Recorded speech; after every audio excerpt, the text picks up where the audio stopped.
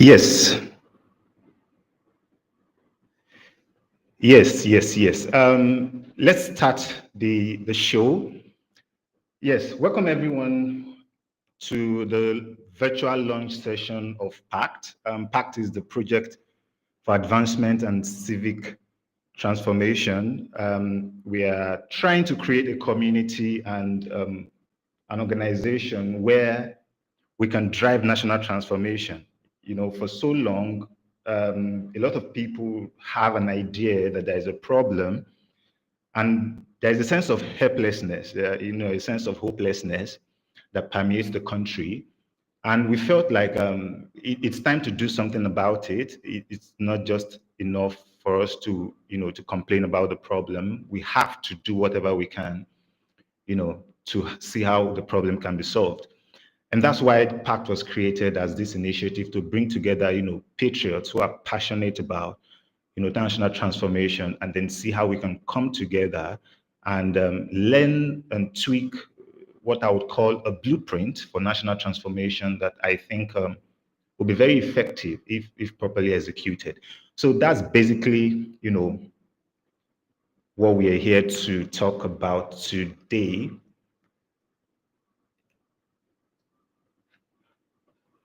All right. I would like to preface this with a quote. I'd like to preface this with a quote by Buckminster Fuller. And the quote says that you never change things by fighting the existing reality. It says that to change something, build a new model that makes the existing model obsolete. And essentially, that's why we're here today. We are here because this quote basically summarizes, what PACT is about. And we're here to build a new model of politics and governance in Nigeria that will make the existing model obsolete. And that's why I preface this by saying that, it's not enough that, we complain about the problem, because a lot of the time actually complaining about the problem doesn't solve it.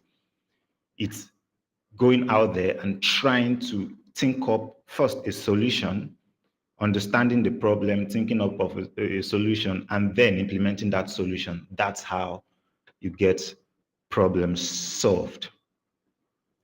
All right, let's kind of do an overview of the problem. Let's look at an overview of the problem. I would say first, before we could delve into details about, the nature of the problem that we currently face in Nigeria, first I want to say that, there are two things that I hear people talk about very regularly when they are talking about, Nigeria and, solving the problems that we have. And one of the things that people talk about is protesting. Then there are people who ask for a revolution. And I want to start here by saying protesting, number one, is not the answer, and neither is revolution, And why do I say that? First, I would say for you to propose protesting as a solution to a problem in a country like, like where we currently are, that means you're making two implicit assumptions. The first assumption that you're making is that the people who are in charge, what we call the political elites, whatever you want to call them, the politicians, the leaders, that they have the answers. They have the answers. They actually have the solution. So that's the first assumption. And the second assumption is that somehow they don't want to implement that solution. And if we can protest hard enough, they will somehow start implementing the solutions that initially they are not interested in implementing before we protested.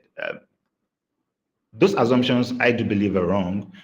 I don't believe that the people who are in charge have the answers. I don't believe that,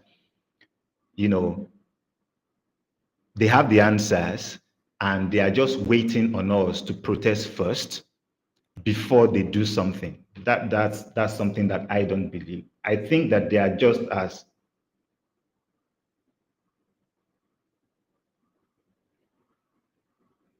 I think they're just as clueless as the average man in most cases. And, you know, in some cases, there are a lot of people who have actually got into different positions of power in this country who, I would say, probably have the right intentions, probably their motives are correct, and they would implement some of these solutions if they had those answers to it. So that's why I say protesting is not the answer. Now, revolution, definitely, the idea that, overthrowing the system, just completely overthrowing the system is the solution. It's completely false. We have to understand that it's very difficult to produce order in a society. Problems exist at various levels in the country. When you're looking at a country, when you're looking at, a society, there are problems in different levels.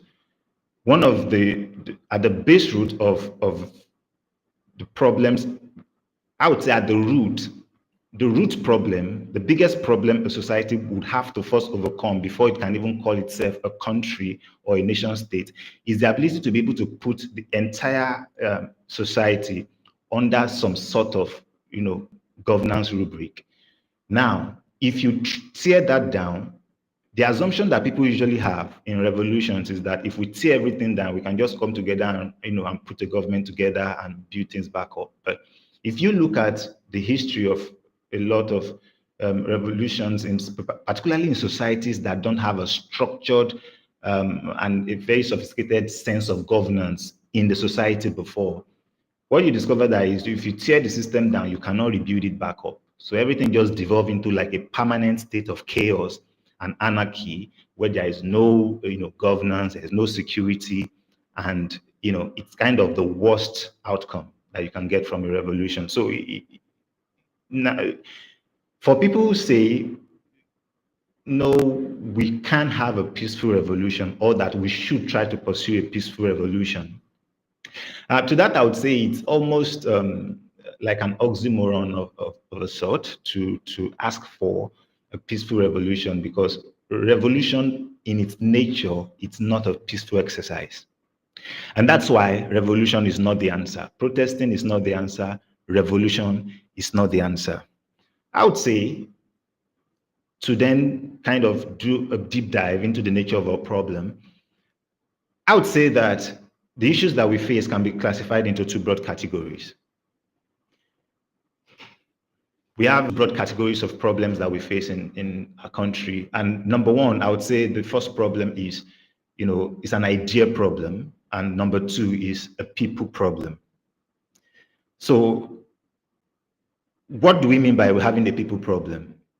If you look at our country currently, we have a political system that elevates, the people who don't have neither the capacity or the character, to occupy important positions of responsibility in society. So the system currently basically elevates the worst into positions of power, and that's a big problem. Now, that's a big problem. If you have a society that cannot produce consistently the right people into positions of power, it's difficult for such a society to function well, to work well. So that is the core of the people problem that we have. The second problem that we have, I would say, is the ideas problem. The world runs on ideas. The world runs on ideas, and civilizations are powered by ideas. If the ideas that underpin a society are bad, the result of the implementation of those ideas will always be bad. You can't have bad ideas producing good outcomes. And interestingly, even the most competent people, if they are implementing the wrong ideas, they will continue to get wrong outcomes. So those are two, I would say, two ends of a problem. Number one is the idea problem. The second part is the people problem. And for society to work, you have to fix both problems. If you fix the people problem and you don't fix the idea problem, then there is no solution really, nothing changes really. And if you fix the idea problem and you don't fix the people problem, it also, would not be a complete solution. And this is actually very important to note, because when competent people are armed with bad ideas, the outcome actually can be worse than incompetent people being in charge. And that's why the idea part is very, very important. It's something that we have to also get right. All right. So now let's go on to talk about the people problem. Let's do a deep dive of the people problem. And if you ask the average Nigerian, what's the problem with Nigeria? You get a lot of answers. People say, a lot of people will tell you corruption. I would say that there are two primary problems that most people would point out when you ask them that, what is the problem of Nigeria? People would say corruption, and they will say bad leadership. Those are the two primary responses that you get from people. So we'll go back to the topic of corruption, but let's talk about the other very common response that we get from people when they say we have a bad leadership problem. Because the next and obvious question then becomes, why do we have a leadership problem? In a sense, why do we constantly produce bad leaders every election cycle? Because it's something that we have to explore and look at very well. If we are saying that we have the answers, and one of the problems is that we have a problem of bad leadership, then why can't we solve that problem? Why is it that every 4 years we go to the polls and somehow the wrong people or these bad leaders are the ones that consistently emerge? So I would say that the reason is this. We've created a system that is not symmetric. It is a system that is imbalanced. It's a system where decision makers enjoy rewards, but the public bears the downsides. We bear the brunt. So this is what I mean. In Nigeria's political system, we have created a caste system where politicians basically fail upwards. So you can have a situation, for instance, where somebody runs for, under the current political system, somebody can run for, the chairmanship of the local government. They get into office there in the local government. They do nothing. They take everything that they can get their hands on. Nothing works. No difference is made. They do that for years. And at some point, if they grease the right wheels within the party where they operate in, then they can run for maybe a governorship election. And it's completely devolved from the outcome of their previous time in power. So they get into, the governorship position too, after, doing nothing, being local government chairman, for instance, and then they become governor. For 8 years, they stink out the place, they loot as much as they can. You see all sorts of abuses of power taking place. They do that for 8 years. Everybody is complaining every day. Everybody's angry. Everybody is upset. People are saying this is so bad. These people are terrible. We don't want this governor and all that. And yet, after 8 years of becoming governor, of being governor rather, they just run for, maybe a Senate seat or something like that. Because, you can't do more than 2 terms as a governor. And then they go to the Senate, regardless of their track record as a governor, regardless of whatever corruption charges has been levied against them, regardless of how terrible they acted or how much they abused power, they can just run to the Senate and still win. That's the funny thing. They win. And then they stay for some years in the Senate. Then they start eyeing for maybe higher office, maybe to become Senate president or to even run for president too.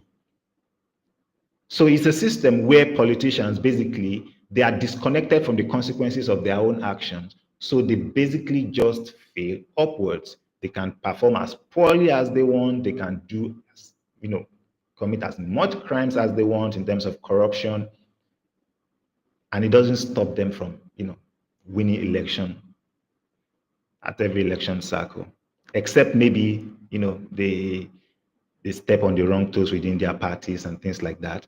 That's only in the instances where you can have, probably some people kicking against them out of, revenge or trying to, to get back at them for betraying the party or betraying, some elite godfather somewhere or things like that. So that's the system that we have created currently. And here is the unfortunate truth. We understand that corruption is a problem, but we cannot stamp out corruption in a country if we cannot keep corrupt people away from power. Until you can keep corrupt people away from power, you cannot solve the problem of corruption. And so it's very important. People, we ask for all sorts of very, I would say over the top consequences for corruption. So people will say, oh, if Nigeria could just kill people who are corrupt, corruption would stop. Or if Nigeria could, do this to people who are corrupt, corruption would stop. And now I want to submit here this. You don't even need those, the capital punishment for corruption charges. You don't need that over the top consequences for corruption. What you first need to do is the basics. You need to be able to create a system where people who are demonstrably corrupt, people who have proven to be unreliable and not,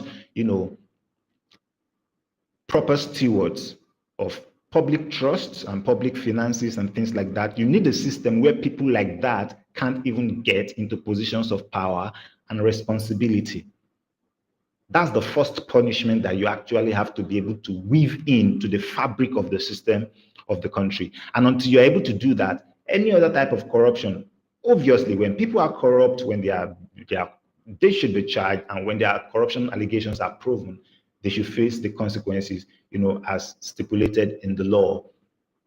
But none of the law matters until you can get the right people who can enforce the laws into the right places. And if the people we say are corrupt keep getting into those positions, then who is going to hold them accountable? Because definitely they are not going to hold themselves accountable. They are not going to be sending them, making laws or even enforcing laws that will be detrimental to themselves. They are not going to do that. So the first thing we want to be able to do in terms of holding people accountable is to prevent corrupt people from getting into power. If we're able to fix this problem, 90 to 95% of our corruption issues in this country would stop.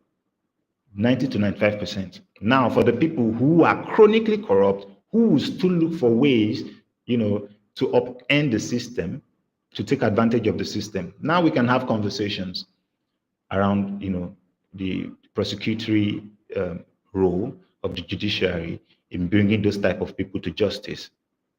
But like I said, first, we have to be able to create a system, a political system, where corrupt people are kept away from power and responsibility. Now, how do we solve the people problem?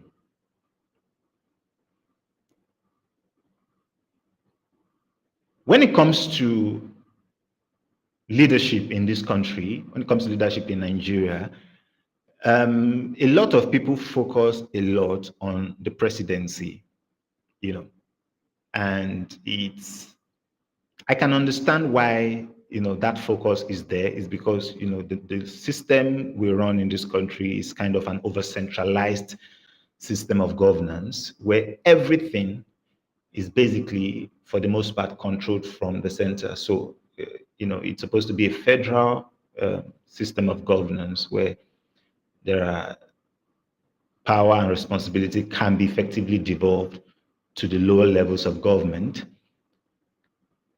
But that's not been done for the most part. And so, because of that over concentration of power at the center, a lot of people focus entirely on who becomes president. So, we are essentially looking for a one-man messiah.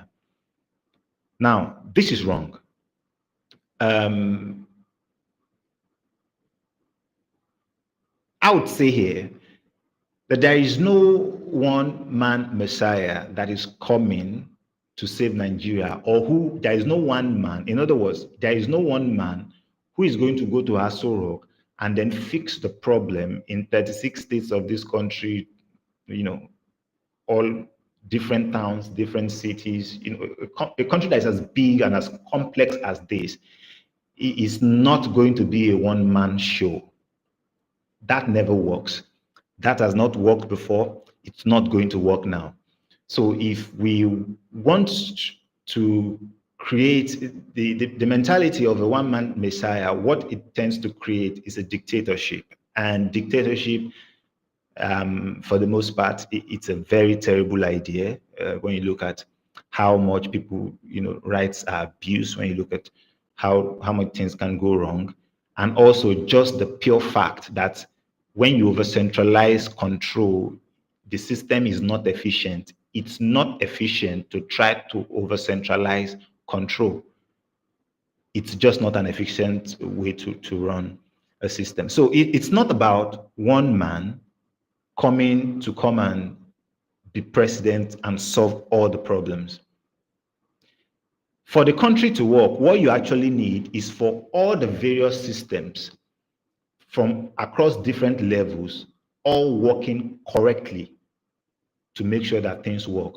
So that includes the federal system, the executive at the federal level, the legislature, the judiciary, the government at the state level, the government at the local level, the civil service, all of these systems of responsibility, and in some cases, maybe some bit of power, all of them have to work correctly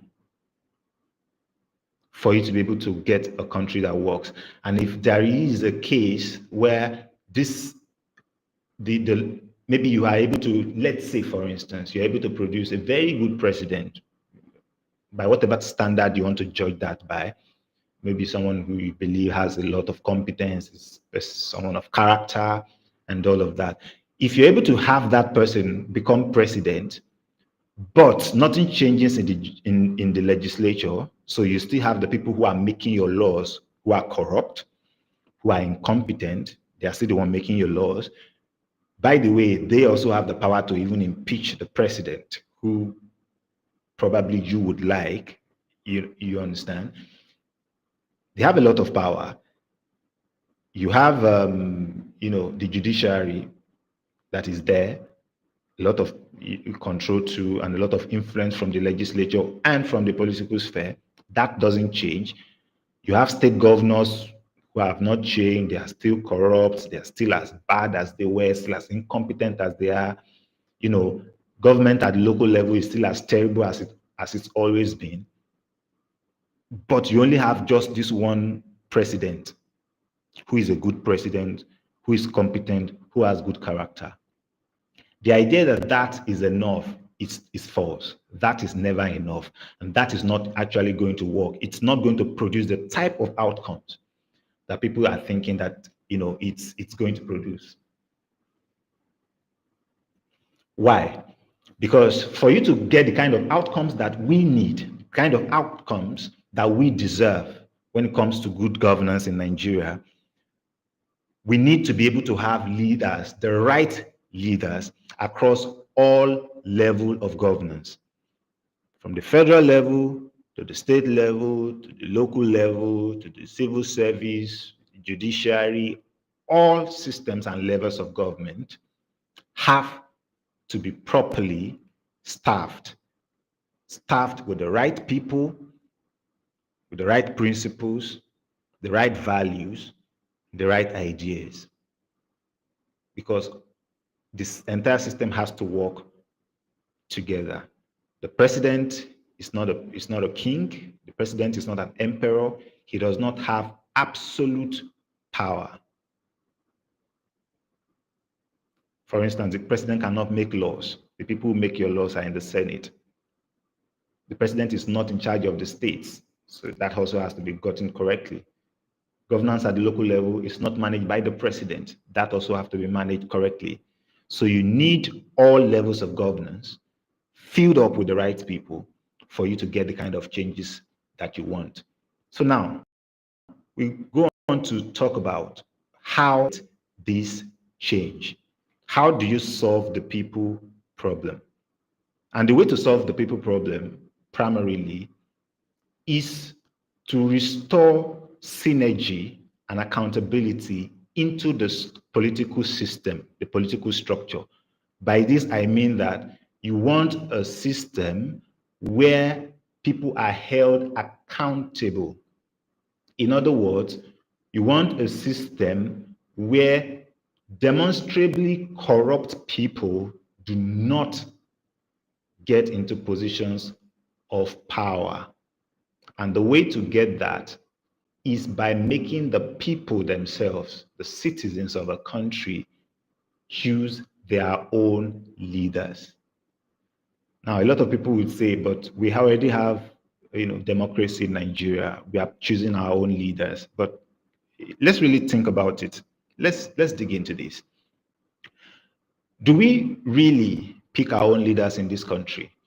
Because if you notice, when you go out to vote on election day, you don't generally tend to see the name of any candidate on the ballot paper. What you see instead is the logos of the political party. So when you're voting on the election day, actually, are you voting for the individual or are you voting for the party? The answer is you're voting for the party. The individuals themselves have already been selected at the primaries level. That's where leaders are actually chosen in a country or in a democracy. The leaders are chosen at the primaries election. So the general election is just for people to then pick between political parties, essentially saying these are the set of ideas that we want to govern us, because the parties themselves are supposed to be built on ideas, so that if a local government chairman, a senator, whoever who is running under the platform of a particular party, you should be able to have an idea of what they stand for, of their values, of their principles, of their ideas, just based on the party that they are running from. Why? Because the parties are supposed to be built on ideas. So, back to the point I made earlier, to restore accountability and to create a system where people can actually pick their own leaders, then the citizens have to vote in the primaries. Unfortunately, currently, we don't have that. The major and even the minor political parties in Nigeria currently, they run a delegate system.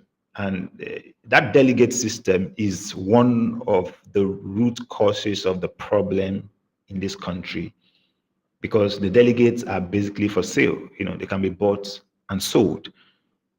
And the problem with that is people will always act in the interest of their benefactors. The people who get to emerge at those primaries are the ones that have bought the delegates, not necessarily the ones who are the right people for the job, or who are the right people to even be flag bearers for the party in the elections. That creates two problems. Number one, you can guarantee that consistently, if the system that even produces or through which the leaders are selected, if that system is corrupt, if that system is based on the exchange of currency, like, a candidate pays the delegate so he becomes the candidate nominee for the party. If that process is that corrupt, you can be guaranteed that the people that process will produce will all be corrupt.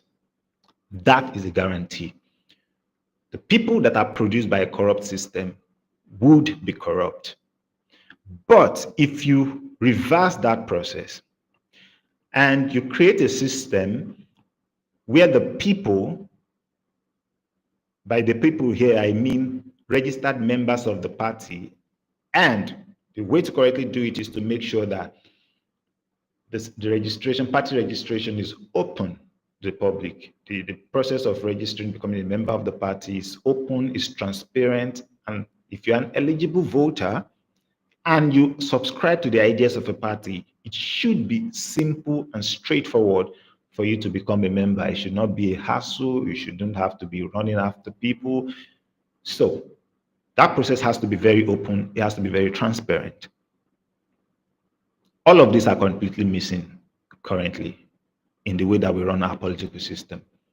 And that is why a case has to be made for the creation of a political party, number one, that is built on the correct ideas, and number two, that allows registered members of the party, in other words, everyday Nigerians who want to be a part of the party, must be able to vote. They must be able to vote in the primaries. That's the level at which the leaders actually are chosen. So let's move on to making a case for a political party. Number one, when you look at the voting pattern in Nigeria across different elections, you would notice that many Nigerians who are eligible to vote actually don't vote. So there is a case of acute voter apathy where, maybe due to a sense of helplessness or a sense of hopelessness, people don't see the need. They actually feel like they don't see the need to go out there and to try and maybe vote or to, And part of the problem is because they don't see that they are not invested in the process. Number one, they are not involved in the process that led to the emergence of the party's flag bearers, the people who are going to be representing the party at the polls. And so because they did not, partake in that process, intuitively, they know that for the most part, it's not going to make a difference to go out there and vote a particular party when you don't even know the kind of people that party has, put forward for all the positions that they are trying to vie for. So the data has shown, this case of low voter turnout. For instance, in the last election in 2023, the data that's out there says that about 93 million Nigerians are registered to vote. Yet of these 93 million Nigerians, only about 24.9 million people turned out. That's about, just a quarter of registered voters in Nigeria actually turn out to vote. So that's the first case. Now, the second case, talking about political party membership, I would like to make something clear that registering as members of a political party is not just for people who have a political ambition. So it's not just people who want to run for office who should be registered members. Ideally, Nigerians who are, I would say, of voting age or eligible to vote should be able to easily become members of political parties that, like I said before, share their values and share their principles. And if you look at the current I would say, confirmed and validated party membership record in Nigeria. I can't, really remember the source now, but I remember seeing in a news platform that roughly around 1 million Nigerians are registered, like properly registered, validated members of a political party. That's very, very low.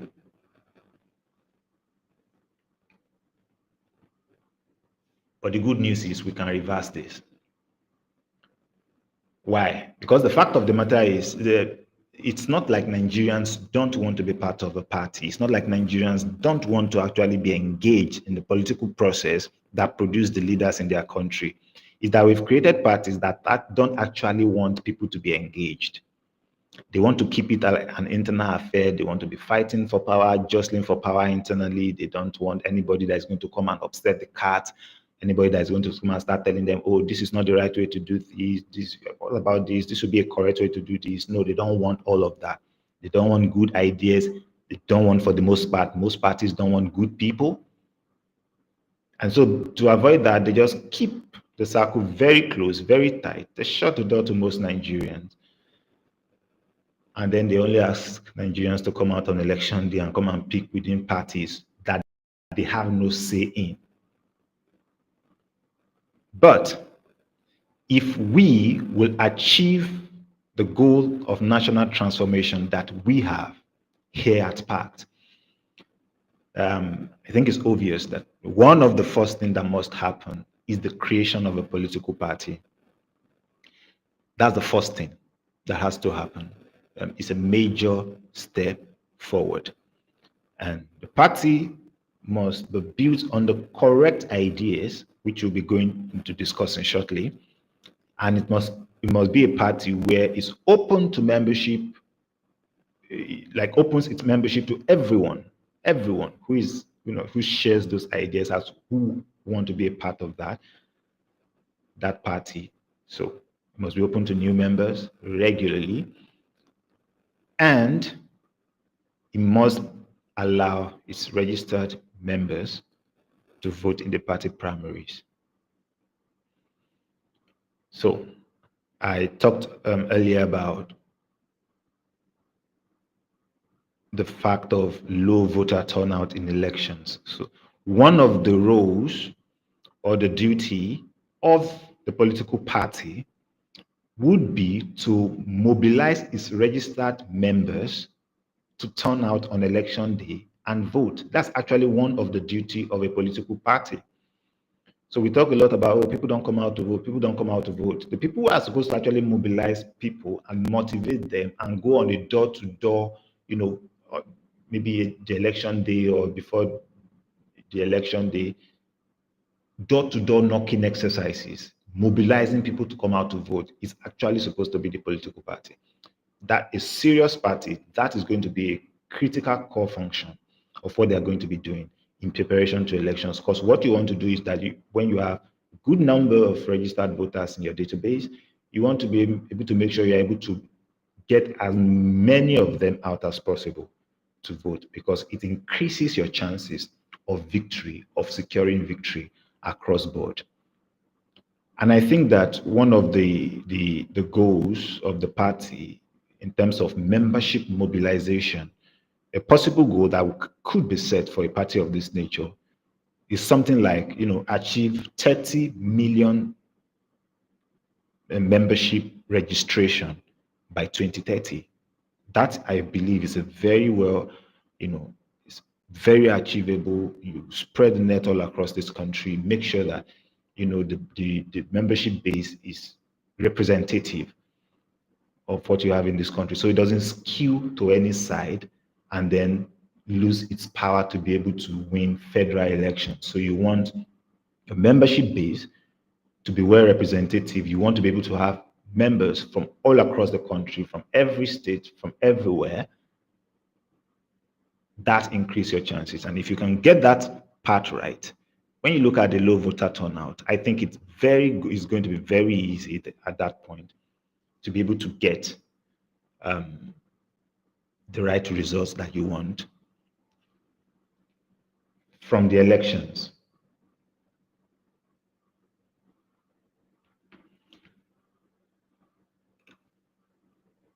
All right. So that's an overview and the solution to what I call the people problem. So the next thing I would like to talk about is the ideas problem. The ideas problem.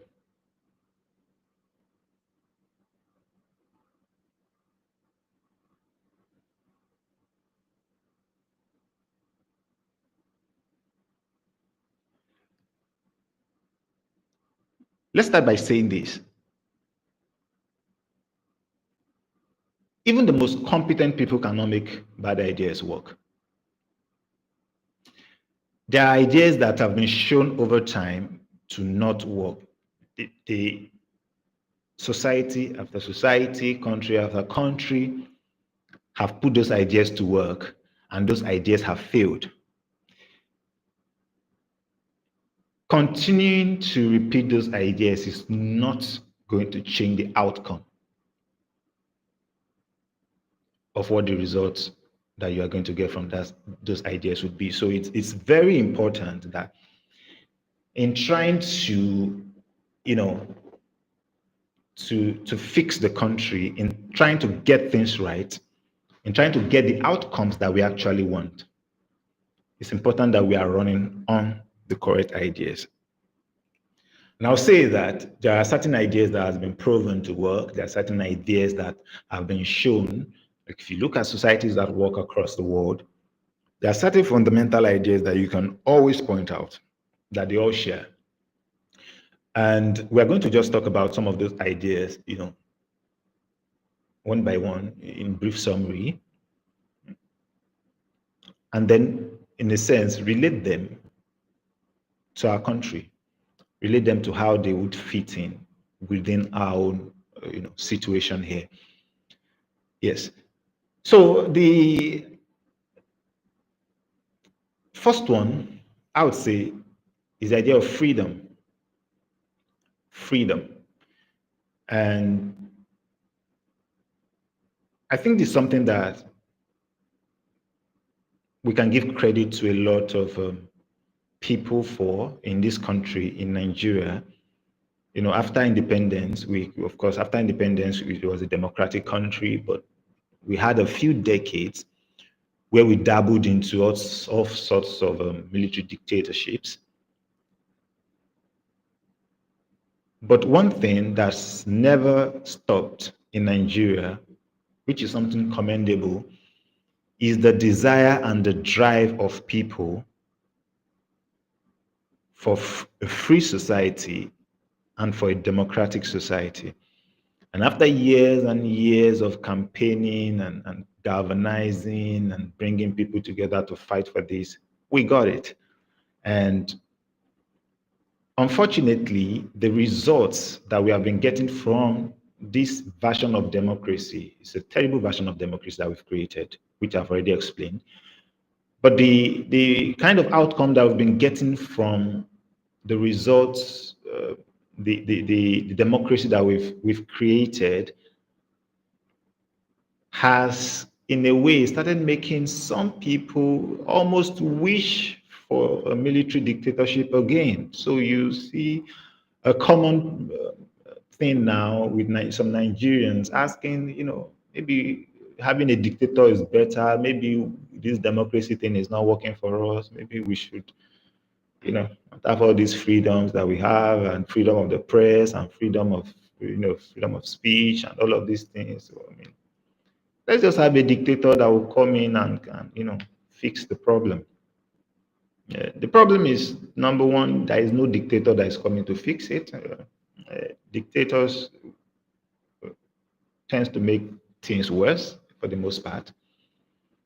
They give you the same terrible outcomes most times, just without even the basic rights that you have. So it's like somebody slapping you and even denying you the right to cry. That's basically what people you get from a dictatorship. But that desire that seems to be cropping up now is a function of the type of terrible governance that we have been experiencing for the better part of 3 decades now. And the solution to that is to get the freedom and the democracy right. So that's why I felt that it is important to lay it out here that here at PACT, talking about what we are trying to do and how we are trying to do what we want to do, freedom and democracy is the fundamental aspect of what we want to do. So we are not, this is not a cry for dictatorship. We're not looking for dictators. We are not longing for dictators. We are not one of those who think, oh, democracy is not working, let's just scrap it or stuff like that. Like, no. I do believe, and history has shown that democracy is still the way to go, and that people should have freedom. People should have free speech. The press should have freedom. There should be freedom of assembly, freedom of religion, and all of these things, that you often associate with democracies around the world. So that's very important. It's one of the foundational pillars. I would say the second thing that you need is justice. Justice. And it means the principle of fairness and equality under the law. You don't want a system where some people are above the law, whilst other people are under it. And you don't want a system where the laws are immoral. They don't align, with the moral codes and this sense of justice. So that's very important, that you want justice in a society. And, people who commit crime should be held accountable for the crimes that they've committed, whether it's, politicians who are corrupt, who are abusing power, they should be held accountable, whether it's terrorists who have killed people. The idea, for instance, in Nigeria, that you can capture terrorists, people who have brought so much chaos and death and destruction, to people's lives, and then you can release them back into society and say, under the guise of being repentant, terrorists or bandits or whatever it's called. That's an egregious miscarriage of justice. So also is the idea that, people who have chosen to take up arms against the state in some sort of militancy, for whatever reason they claim to have done that, whether it's for they think, or for even for good governance, you can't take, for instance, arms under the guise of good governance or resources and things like that. Resources are not being shared properly, and then you take arms, like what you see probably in this case in the Niger Delta region, for instance, where people have taken arms against the state, are basically paid. They are put on the government's payroll. Some are given scholarships, some are given contracts, because the government thinks, oh, we don't want them to take arms against the state anymore. That is a miscarriage of justice. That is unjust. And it sends the wrong message. The moment people decide to take up arms against the state, you cannot reward them for that. It's a basic principle, in human organization, and it's that whatever it is that you reward, you get more of it. And whatever it is that you punish, you get less of it. So when you reward people for terrorism, when you give money to people who have taken up arms against the country, what you get more terrorists, you get more bandits. Why? Because you've turned it into a rewarding exercise. So the right way is to make sure that you're able to suppress forces of violence and aggression What you do when you do that is to send the message that it doesn't work. Violence and aggression does not work. So let everybody come to the table and have a dialogue. But the moment you start rewarding terrorism, you get more of it. So whatever you reward multiplies, whatever you punish reduces. So that's one thing that you would learn from the principle of justice. The third underlying principle, I would say, is the principle of meritocracy. You need a system where individuals, number one, get positions of responsibility and grow in those positions or advance in those positions based on their abilities, based on their achievements, based on their skills. You don't want a system where people get ahead based on status or based on connection, based on nepotism, godfatherism, my brother, my uncle, and all of those kind of things. You don't want a system where people ascend on anything other than competence. Why? Because meritocracy is the only system that can guarantee that the right people take up the right positions of responsibility in society. You understand? It's, positions of responsibility are there because there is work to be done. There is a need to meet. And there are certain things that you need to be able to do that work effectively. There are certain skill sets that you need. There are certain capabilities that you need. And if you don't have that, number one, your being there becomes pointless. That's the first thing. So you're there, you can't do what needs to be done, but then because you're there, no one else can take your place there. What happens is that everybody suffers your income. Everybody has your incompetence.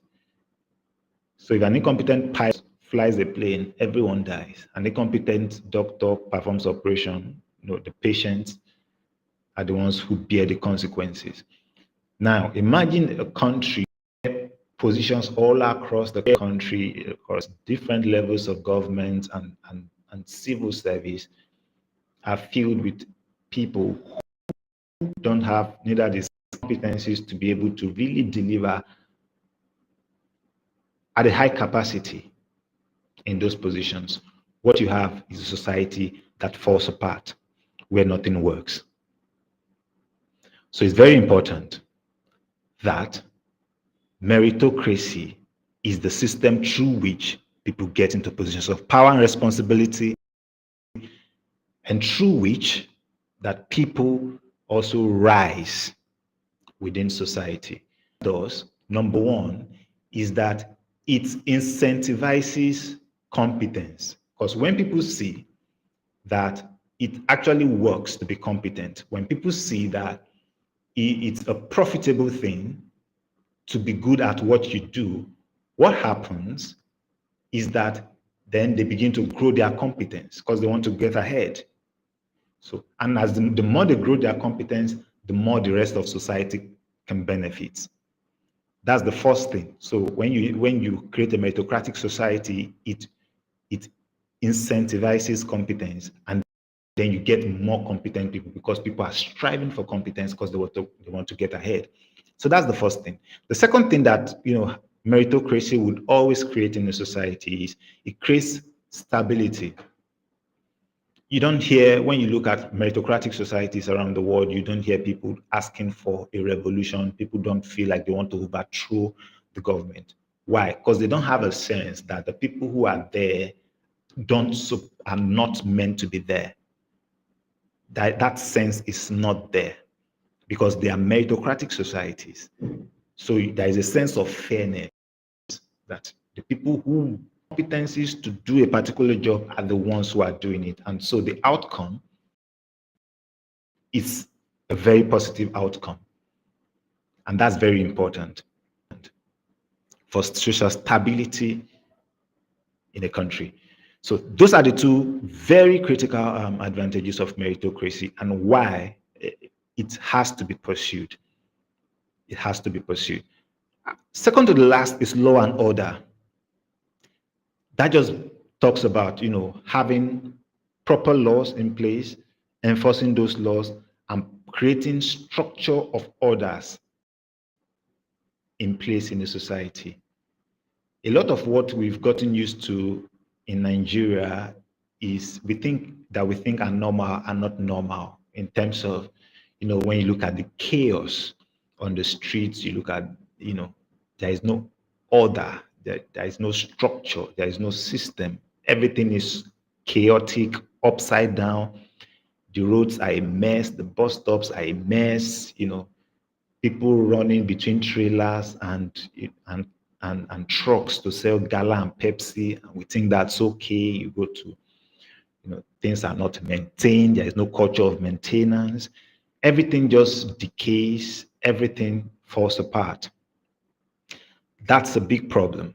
You want to create a system that is orderly, and that's the best way to create prosperity in a country. It's also the best way to open the country up to the world, because the world generally don't deal to the extent that they can deal with. They don't deal with very chaotic societies as much. There are so many ways, to create economic value and to revive Nigerian economy. For instance, one of the ways to do that is through tourism. Nigeria can develop its tourist industry to become a very good one. We've seen things like that done in some places around the world. These are things that can be pursued here, but you cannot have those things without order. You cannot have those things until order is imposed. And the last thing I would like to talk about is the free market. That's the last fundamental idea that I want to talk about.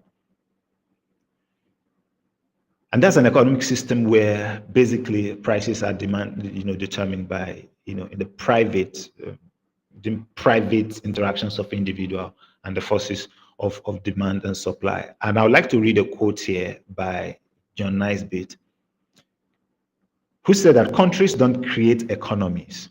In other words, it's not politicians who create economies per se.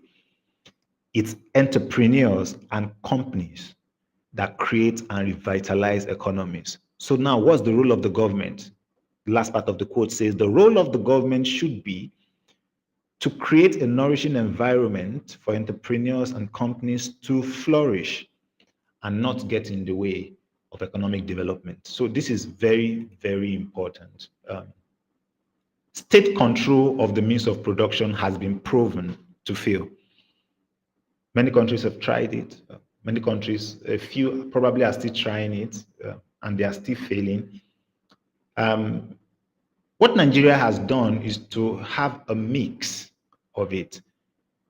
But here is the problem. Here's what we did. We opened up the economy. We said, okay, people, you can do your businesses and you can do whatever you want to do. But then the government sat on two critical industries that are very vital for development and for economic growth, which is number one, the oil and gas industry, and number two is the steel industry. Those two industries, under the right government, has to be privatized. And by private, I mean you have to open those two industries up. They have to be opened up. And if we had done that correctly since the beginning, if that had been done, a lot of the economic problem we are having now would have been greatly reduced. Greatly reduced. Take the steel industry, for instance. The Nigerian government created a national iron ore mining company and a national steel company.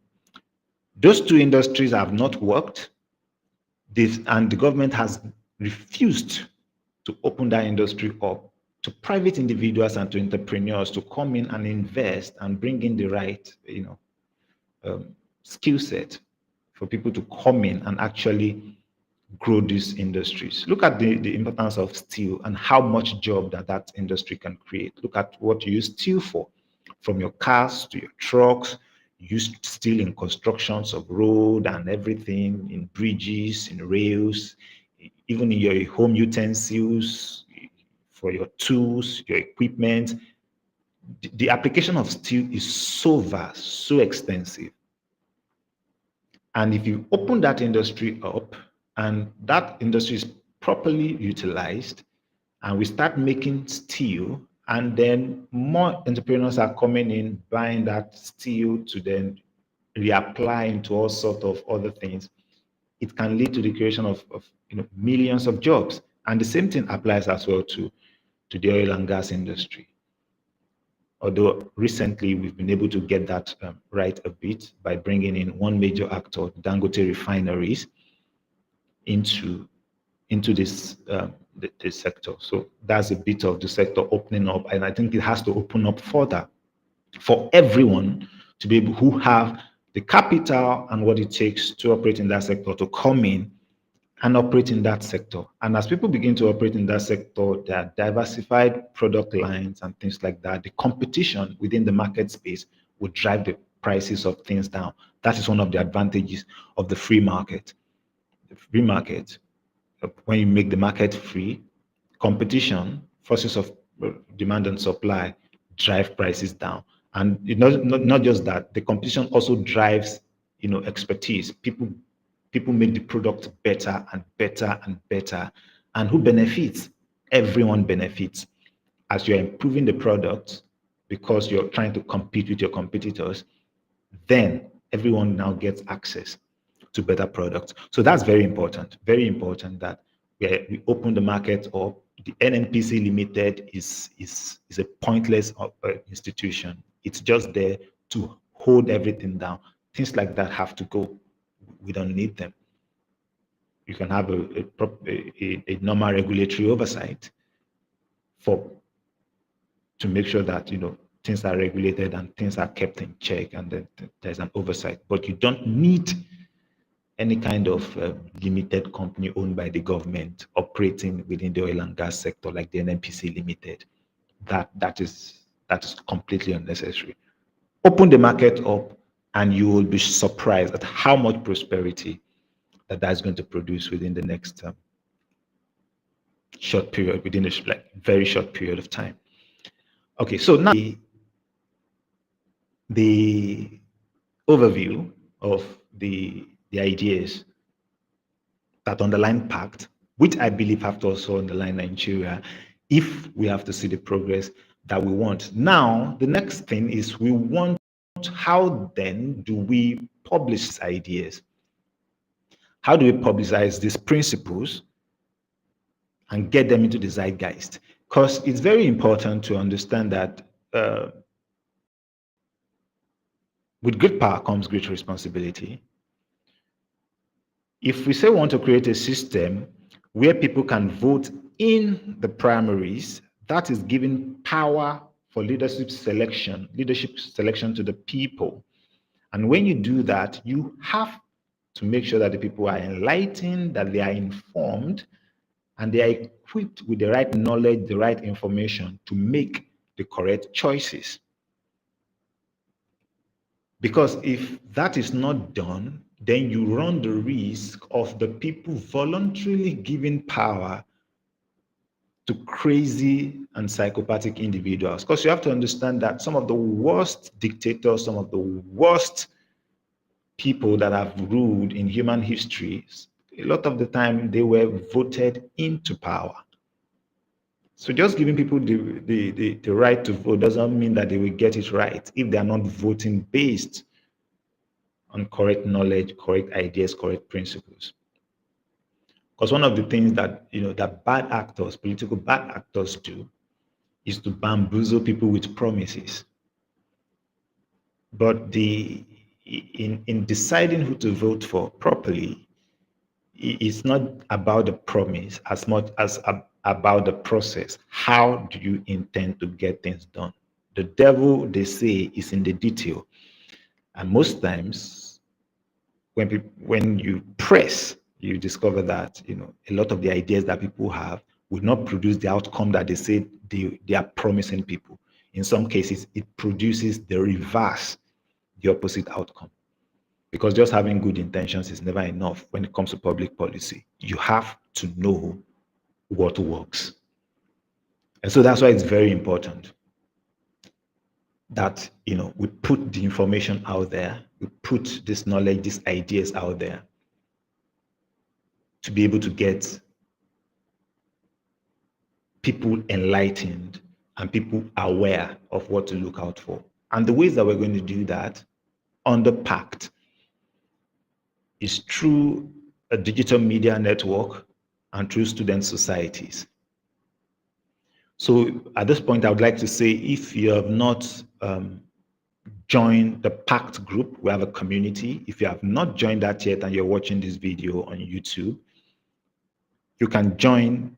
You will find a link in the description of this video below. So please just go to the description of this video and you will see the link to join PACT.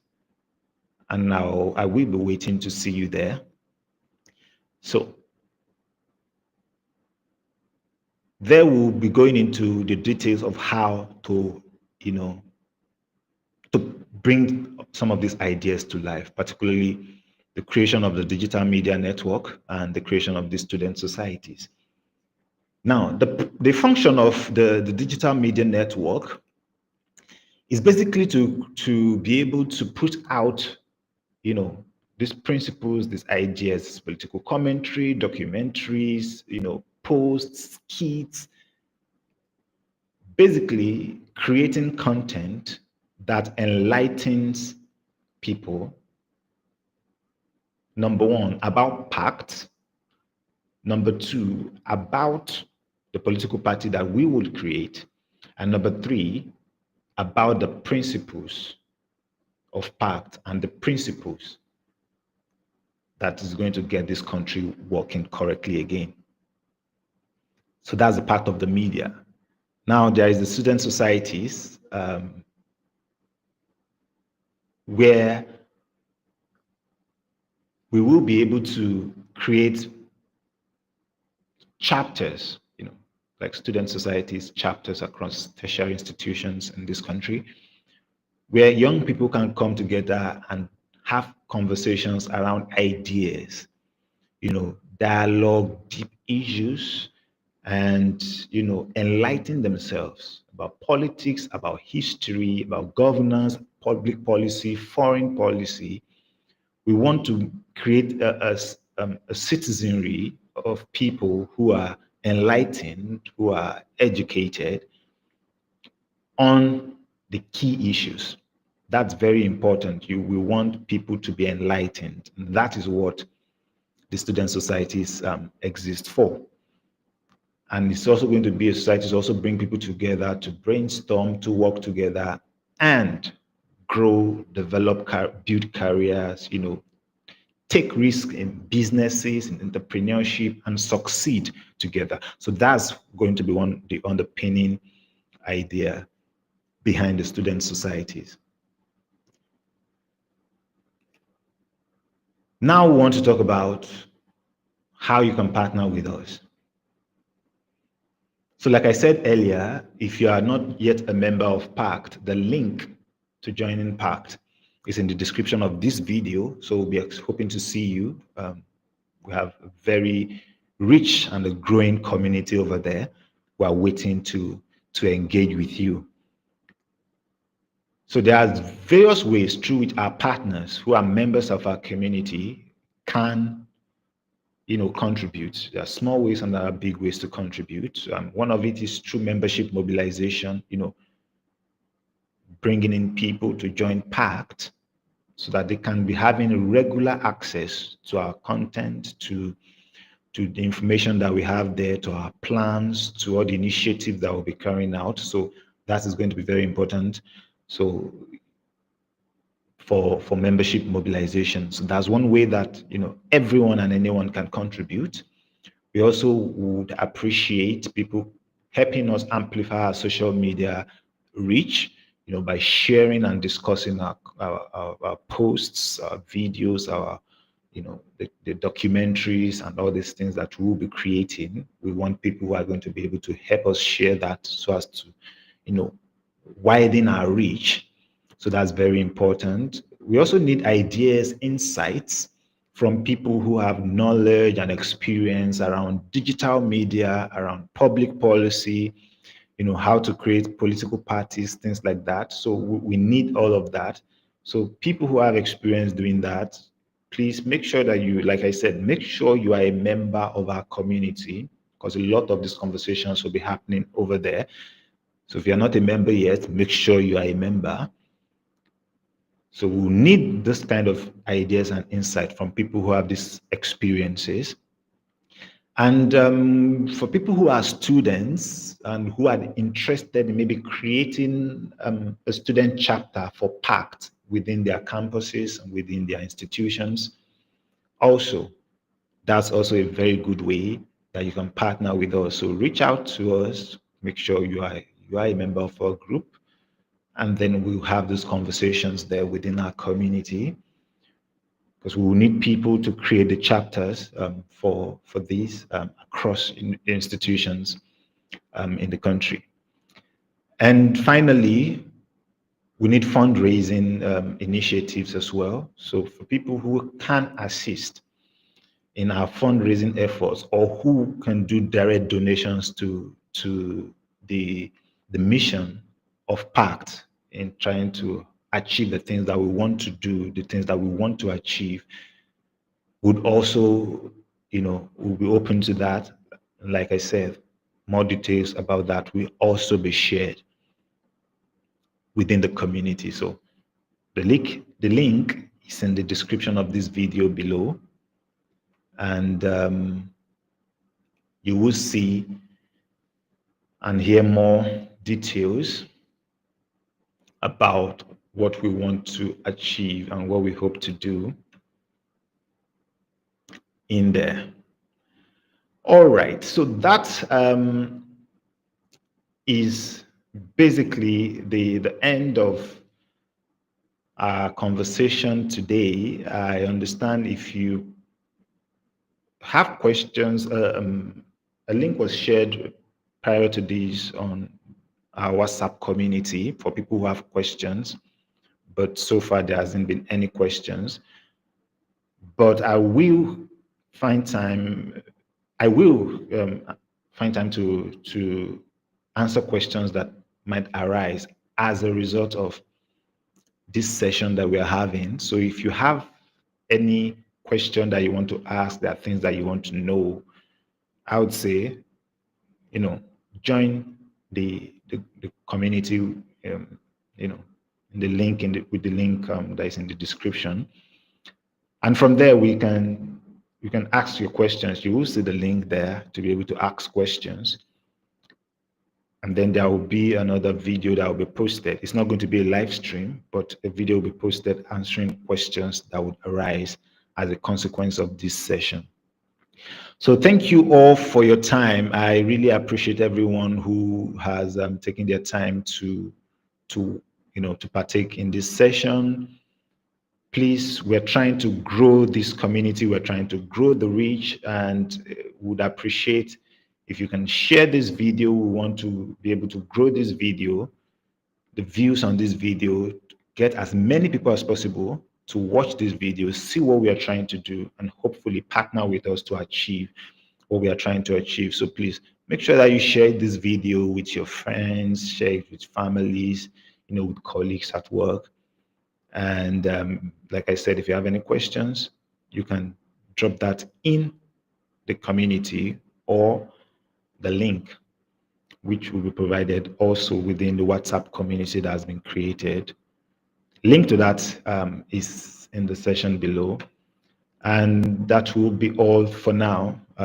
Looking forward to an engaging and exciting time where we can really take this task up of transforming and changing this country.